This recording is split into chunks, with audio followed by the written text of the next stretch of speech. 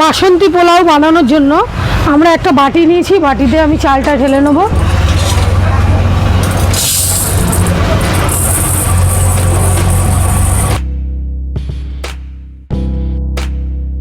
আমি জল দেবো, তারপরে চালের মধ্যে জল দিয়ে দেবো, ভালো করে ধুয়ে নেবো।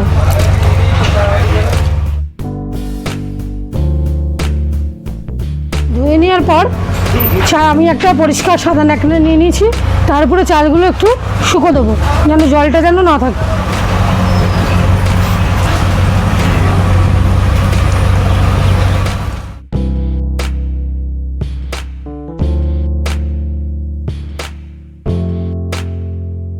নমস্কার বন্ধু, আমি আমার চ্যানেলে নতুন একটি রেসিপি নিয়ে চলে এসেছি আপনাদের কাছে। আজকে আমার নতুন রেসিপিটা হলো বাসন্তী পোলাও। এই বাসন্তী পোলাও করতে গিয়ে কী কী লাগে আপনারা একবার চোখ বুলিয়ে নিন।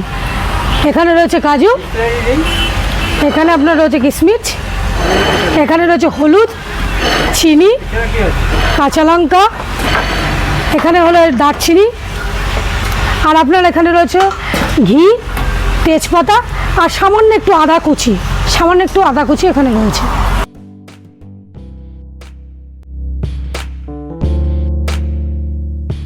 এরপরে আমি চালটাকে ভিজিয়ে আমি একটা কাপড়ের উপরে শুকিয়ে রেখেছি। চালটাকে একটা পাত্রের উপরে ঢেলে নেব। এই চালটাকে একটা পাত্রের উপর ঢেলে নিয়েছি। চালটাকে পাত্রের উপর ঢেলে নিয়ে এলাচ, দারচিনি, লবঙ্গ, সামান্য আদা কুচি, দুটো তেজপাতা, সামান্য পরিমাণে ঘি, এরপরে সামান্য একটু নুন আর হলুদ নেব। এবারে আমি পুরো চালটাকে মেখে নেব। ভালো করে মাখা হয়ে গেলে আপনারা 1 ঘন্টা এটাকে ঢাকা দিয়ে রেখে দেবেন, যাতে নুন তারপরে যে মশলাগুলো রয়েছে সেগুলো যেন ভেতরে ভালো করে যায়, তাহলে খেতেও টেস্ট লাগবে।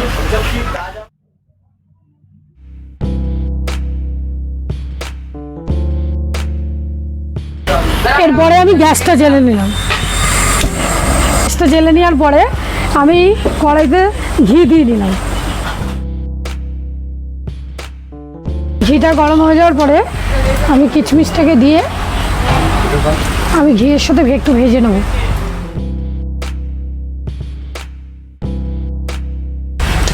ভেজে তুলে রাখলাম। ঘিটাকে একটু ভেজে নেব।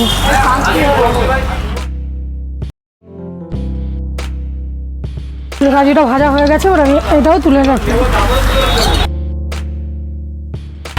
তারপরে আমি যে চালটা মেখে রেখেছিলাম সেটা আমি কড়াইতে ঢেলে দিলাম।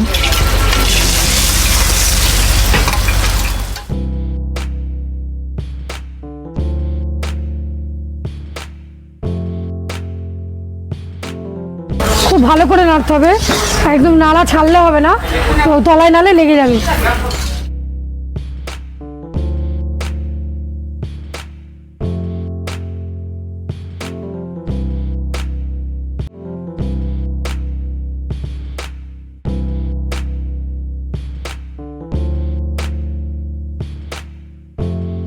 এই বাটিতে দু বাটি 1 মুঠ চাল নিয়েছিলাম, তাহলে যতটা চাল থাকবে তার দ্বিগুণ জল দিতে হবে। তাই জল মেপে আমি দিচ্ছি, যেহেতু 1, 2, 3, 4 আর দেবো না, যেহেতু এটা বাসমতি চাল তো, সেদ্ধ চাল হলে মাপটা ঠিক ছিল, বাসমতি চাল বলে আর ব্যালেন্সটা আমি দিলাম না। এই 4 বাটি জল দিলাম, 4 বাটি জলে হয়ে যাবে।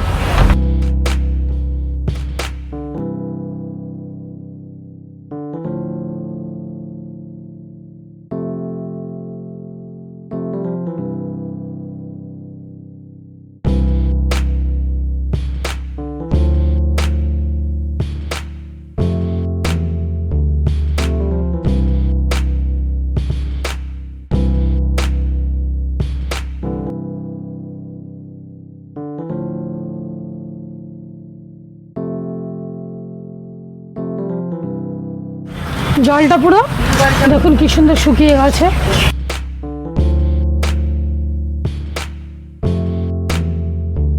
জলটা শুকানোর পর যখন একদম শেষের দিকে, তখন আমরা একটা থালা হোক যা আপনাদের বাড়িতে থাকবে তাই দিয়ে একটু ঢাকা দিয়ে দেবেন। ঠিক 5 থেকে 6 মিনিট পর আমি ঢাকনাটা খুলে দেখতে চাই যে কী অবস্থায় আছে এখন। দেখুন জলটা পুরো টেনে গেছে আর একটা ঝুড়ো ঝুড়ো ভাতের মতো হয়ে গেছে। এরপরে আমি চিনি দিয়ে দেবো।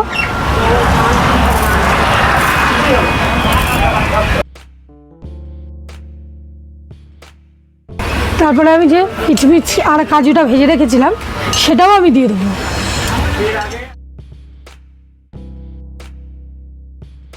আপনারা যদি মনে করেন যে একটু ঝাল খাবেন, এতে সামান্য পরিমাণ আমি যেরকম কাঁচা লঙ্কা 4টে চিড়ে রেখেছি, আপনারা চাইলে 4-এর অধিকও দিতে পারেন, কেউ 8টাও দিতে পারেন।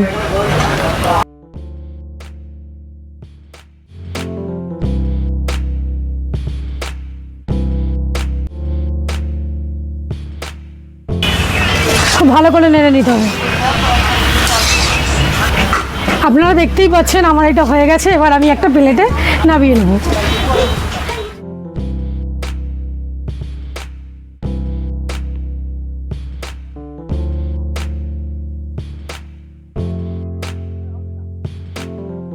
একটা জায়গায় জল নিয়ে একটুখানি ভালো করে চেপে চেপে দেবেন। হ্যাঁ,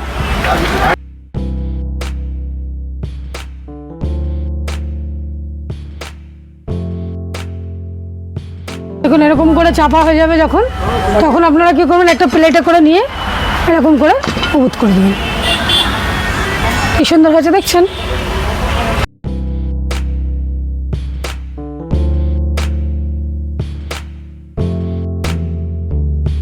আমার বাসন্তী পোলাওটা রেডি হয়ে গেছে।